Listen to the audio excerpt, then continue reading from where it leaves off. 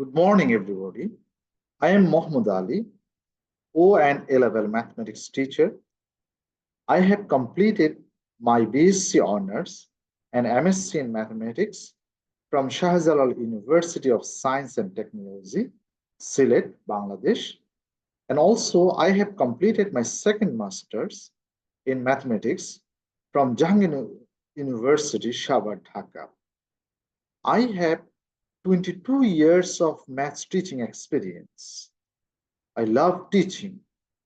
I believe many can learn, but few can teach.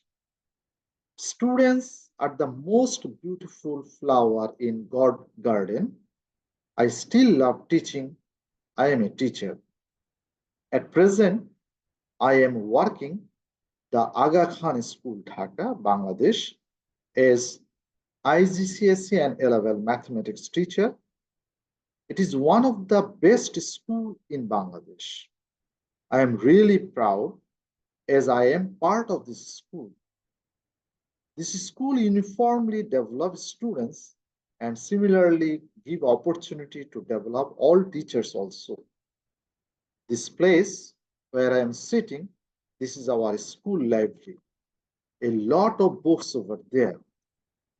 I love this place very much.